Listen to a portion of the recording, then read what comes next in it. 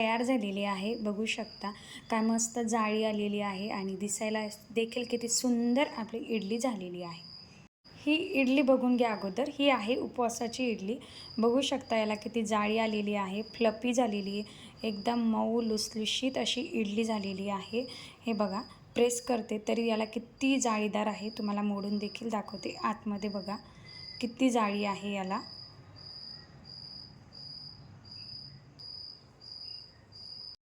नमस्कार मंडळी, आज आपल्याला सॉफ्ट अशी इडली, उपवासाची इडली जी एकदम जाळीदार स्पंजी होईल इडली आपल्याला इथे बनवायची आहे. इथे मी हे चटणी साठी साहित्य घेतलेलं आहे, कारण इडलीसोबत आपल्याला चटणी देखील बनवायची. तर इथे 1 वाटी साबुदाणा, या वाटीने 2 वाट्या भगर घेतलेली आहे आणि हे आहे आपलं ताक, आपण जे बटर मिल्क म्हणतो ते आहे. याच्याऐवजी तुम्ही दही वापरलं तरीही चालतं, पण इन्स्टंट जर बनवायची असेल तर ताक उत्तम आहे, कारण त्याच्यामध्ये जे आहे ना आंबटपणा जास्त असतो, जेणेकरून आपली जी प्रीमिक्स आहे इडलीचं लवकर फर्मेंट होते आणि इडली जास्त सॉफ्ट स्पंजी होते. तर हे बघा, सगळ्यात अगोदर जी आपण वरी घेतली होती ना त्याची पावडर चांगली येण्यासाठी, रवाळ पावडर येण्यासाठी आपण ही कढईमध्ये हलकंसं भाजून घ्यायचं. एक साधारण 2 ते 3 मिनटे भाजायचं, जास्त अजिबात नका भाजू, कारण जास्त फाईन पावडर याला पाहिजे नाही आहे.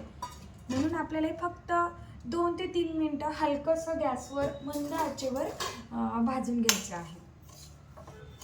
जर आपण ही जास्त भाजली ना तर याची पावडर बनेल, म्हणून आपल्याला रवाळ पावडर बनण्यासाठी इथे आपल्याला हलकंसं 2 ते 3 मिनटं भाजायचं आहे.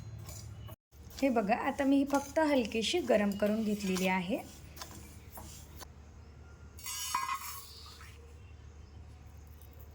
आता आपण ज्या पद्धतीनं जे भगराचे तांदूळ भाजून घेतले त्याच पद्धतीने हा जो 1 वाटी साबुदाणा घेतला होता तो देखील आपल्याला हलकासा भाजून घ्यायचा आहे.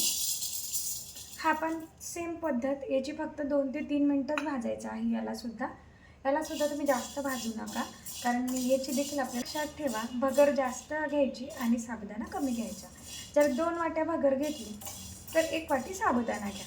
हे जर प्रमाण ठेवलं तर तुमची इडली नक्कीच परफेक्ट होणार आहे. आणि काय ना, उपवासाला जास्त ऑइली खाण्यापेक्षा असे आपण साऊथ इंडियन हे पदार्थ नक्कीच खाल्ले पाहिजे, जेणेकरून पोटालाही त्रास होत नाही आणि ॲसिडिटीचं प्रमाण देखील उपवासाच्या दिवशी होत नाही. तर हे बघा, हा हलकासा गरम झालेला आहे. असं जास्त गरम मी केलेला नाही. बघा, हातात सुद्धा घेऊ शकते असा मी हा गरम केलेला आहे. आता हा एका वाटीमध्ये काढून घेते. आपण जे भाजून घेतलेलं होतं भगर आणि साबुदाणा, याची एक महत्त्वाची टिप्स म्हणजे कोणती, तर भगर आणि साबुदाणा काय करायचं, भाजल्यानंतर एका ताटामध्ये घ्यायचा. ताटामध्ये याचा जो आपण घाम धरतो ना गरम केल्यामुळं, तो असा थोडासा एक 5 मिनटं नॉर्मल 5 मिनटं पसरून द्यायचा, जेणेकरून त्याचा जो गरमपणा आहे तो कमी होईल, सुकून जाईल. आता हे ज्या 1 वाटी साबुदाणा हा देखील भाजून घेतला, हा देखील मी आता याच्यामध्ये थोडंसं 1-2 मिनटं पसरत ठेवते, जेणेकरून याचा गरमपणा जो आहे तो कमी होईल. आणि थंड झालं की मग याला आपण मिक्सरमध्ये काढून घेऊया. असं थंड करून घ्या, मग इडली जास्त छान येते. हे बघा, मिक्सरच्या भांड्यात घेतलं, मोठ्या भांड्यामध्ये घेतलं आणि हे एक बारीक फिरवून घेते याला. आता याला आपण मिक्सरमधून मस्त रवाळ काढून घेऊया.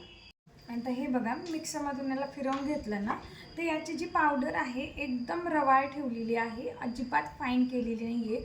आता मी तुम्हाला दाखवते, 1 मिनिट. बघा कशी रवाळ पावडर ठेवलेली आहे. आणि आपण जर छोट्या भांड्यामध्ये हे बारीक फिरवलं असतं तर याची पावडर जास्त बारीक झाली असती, त्यामुळे आपल्याला हे असं रवाळ असलं की याची इडली जास्त छान येते.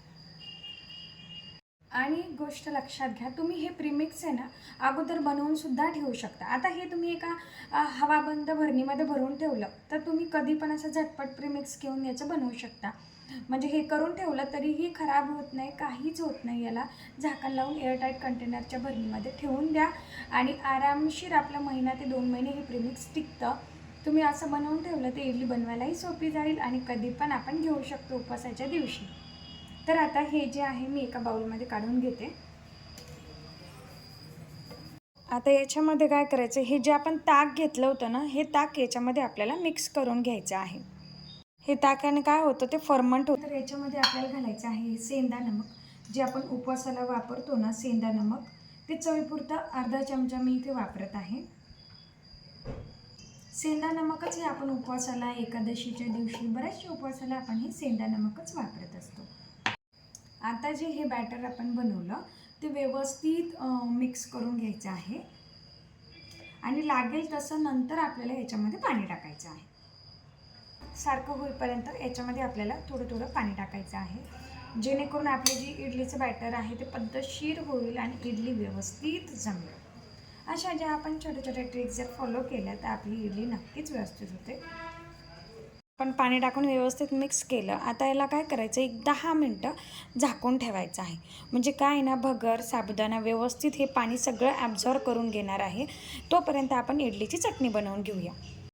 10 मिनटं झाकून ठेवल्यानं काय होतं, आपली इडली व्यवस्थित फर्मेंट होते आणि आपले कामही सोपे होतात. हे 10 मिनटं फर्मेंट होते तोपर्यंत आपण आपली चटणी बनवून घ्यायची इडलीची, म्हणजे कामही सोपं. एकीकडे इडल्या होतात आणि आपली चटणीही तयार होते. म्हणजे मुलंही घरात दांगडू करणार नाही आणि घरातली माणसंही तर अजिबात नाही. बनवण्यासाठी मी इथे घेतलेला आहे 2-3 हिरव्या मिरच्या घेतलेल्या आहे. तिखट तुमच्या आवडीनुसार तुम्ही टाकू शकता. तुम्ही जास्त तिखट खात असेल तर मिरचीचं प्रमाण वाढवा. परत इथे मी ओलं खोबरं घेतलेलं आहे. याच्याऐवजी तुमच्याकडे ओलं खोबरं नसेल तर सुकं खोबरं घेतलं तरीही चालतं. मी ओलं खोबरं घेतलं कारण काय ना, मग चटणीची टेस्ट अजून खरंच खूप वाढते जर आपण ओलं खोबरं वापरलं तर. आणि उपवासालाही सगळे पदार्थ चालतात. सोबतच मी इथे छोट्या वाटीने शेंगदाणे घेतलेला आहे. पोह्याच्या चमच्याने 1 चमचा शेंगदाणे. जिरं देखील घेतलेलं आहे. जिराने चटणीची टेस्ट खूप वाढते. आणि तुम्ही जर उपवासाला कोथिंबीर खात असाल तर तुम्ही याच्यामध्ये कोथिंबीर देखील टाकू शकता. आम्ही कोथिंबीर नाही खात उपवासाला. शक्यतो आषाढी एकादशी हे जे उपवास असतात या उपवासाला आपण कोथिंबीर शक्यतो टाळत असतो. त्यामुळे मी इथे कोथिंबीरच्या भांड्यामध्ये याची मस्त बारीक पेस्ट करून घ्यायची आहे. मिक्सरमधून एकदा फिरवून आणलं की त्याच्यामध्ये आपल्याला घालायचं 1 चमचा दही घाला. खूप छान मग टेस्ट येते या चटणीला 1 चमचा दही घातल्याने. अजिबात स्किप करू नका, दही अवश्य वापरा जर टेस्ट वाढवायची असेल तर. सोबतच अर्धा चमचा इथे मी सेंधव मीठ घातलेलं आहे आणि याच्यामध्ये थोडंसं पाणी टाकायचं आहे आणि याला परत एकदा मिक्सरमधून मस्त बारीक फिरवून घ्यायचं आहे. आता हे बघा, मी मस्त याला मिक्सरमधून बारीक फिरवून घेतलेलं आहे. मस्त स्मेल येतोय. एका प्लेटमध्ये काढून घेऊया. देण्यासाठी मी एका तडक्या पॅनमध्ये तेल मस्त 2 चमचे गरम करून घेतलेलं आहे. आता तुम्ही याला जर अजून याला तेज बनवायचं असेल तर इथे लाल तिखट वापरा. मी अजिबात नाही वापरते कारण हिरव्या मिरच्या आपण चटणीमध्ये वापरल्या तर अजून जास्त तिखट होईल. म्हणून मी इथे फक्त आता साधारण 1-2 लाल मिरच्या, जिरं याचा तडका आपण चटणीला देऊया. तेल मस्त कडकडीत गरम झालेले हे बघा. आता याच्या 2 सुक्या लाल मिरच्या आपल्या चटणीला घाला.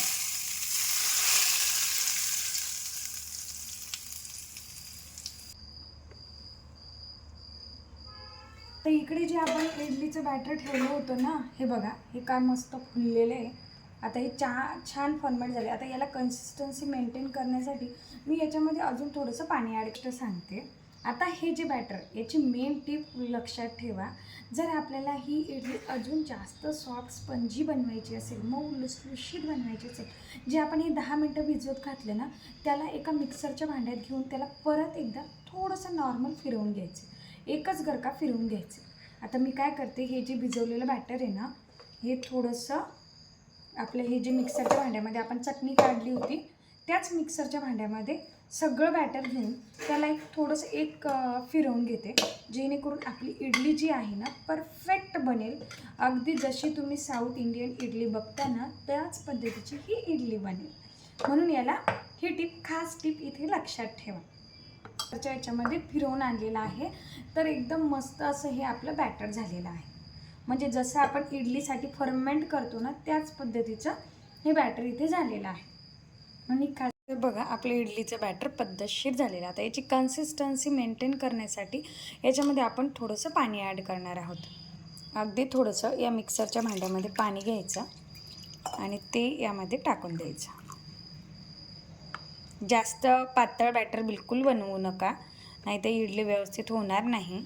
त्यामुळे अशी बघा, ते कसं फर्मेंट झालं परत, कारण आपण हे मिक्सरमधून परत फिरवलं ना तर इन्स्टंट फर्मेंट ते झालेलं आहे. आणि विशेष म्हणजे आपण याच्यामध्ये ताक वापरलेलं आहे.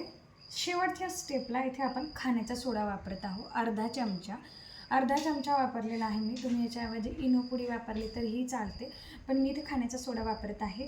बिलकुल मोजून घ्या. अर्धा चमचा या बॅटरमध्ये आपल्याला आता हे टाकून द्यायचं आहे आणि याला इझिली ॲक्टिवेट होण्यासाठी अगदी थोडंसं, हे बघा अगदी थोडंसं मी याच्यामध्ये पाणी टाकत आहे, जेणेकरून काय आहे ना, तो जो खाण्याचा सोडा असतो तो इझिली ॲक्टिवेट होतो आणि आपली इडली जास्त स्पंजी आणि सॉफ्ट बनते. आणि त्याला व्यवस्थित मिक्स करून घ्यायचं आहे. आता इथे आपलं हे बघा इडलीचं इन्स्टंट बॅटर तयार झालेलं आहे, अगदी मस्त. आता बघूया याची इडली करूया. मध्ये पाणी गरम करायला ठेवून दिलेलं आहे, म्हणजे आपण इडल्या ज्या याच्यामध्ये टाकेपर्यंत आहे इकडे आपलं पाणी गरम होतं आणि आपल्या इडल्यासुद्धा याच्यामध्ये टाकून होतात. तर सगळ्यात अगोदर काय करायचं, या प्लेटला तुम्ही तेल किंवा तूप लावा. मी इथं थोडंसं ऑइल वापरत आहे. असं या पद्धतीने याला ऑइल लावून घ्यायचं आहे. मी सगळ्याला तेल लावून घेतलं आणि आपलं जे इडलीचं बॅटर आहे हे बघा अशा पद्धतीचं हे इडलीचं बॅटर याच्यामध्ये टाकून द्यायचं आहे. आपल्याला व्यवस्थित मिक्स करून घ्यायचं एकदा.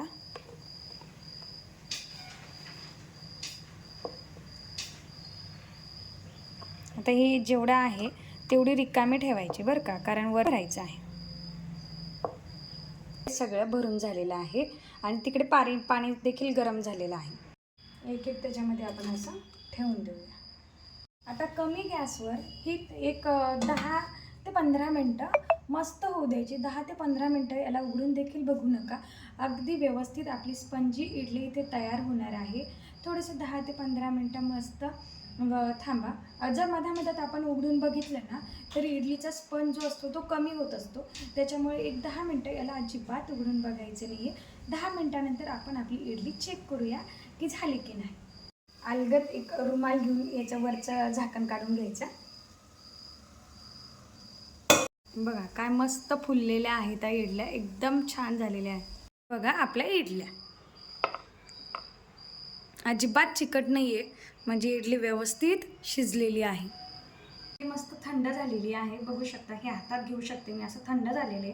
त्याच्यामुळे आता ही इडलीला अशा कडा द्यायच्या, मस्त कडा द्यायच्या. आणि आता इथे आपली इडली तयार झालेली आहे. बघा काय मस्त जाळी आलेली आहे इडलीला आणि एकदम स्पंजी इडली तयार. मस्त अशी जाळीदार इडली बघू शकता तयार झालेली आहे आणि अशी धरा तरीही मोडणार नाही इतकी स्पंज. त्याच्यामध्ये आपण जी तयार केली होती इडलीची चटणी ती सर्व करूया. आपली इडली आणि ही चटणी, इडलीची सोबत चटणी, उपवासाचं सगळी अशी प्लेट तयार झालेली आहे. बघू शकता काय मस्त जाळी आलेली आहे आणि दिसायला देखील किती सुंदर आपली इडली झालेली आहे. ही खाऊन देखील दाखवते. बघू शकता ही चटणी आणि ही मस्त असं घेतलं मी इडली आणि चटणी, अप्रतिम चवीची एक नंबर इडली झालेली आहे आणि चटणी म्हणसाल तर अप्रतिम आहे. त्यामुळे या व्हिडिओला लाईक करा, शेअर करा, सबस्क्राईब करा. म्हणजे धन्यवाद.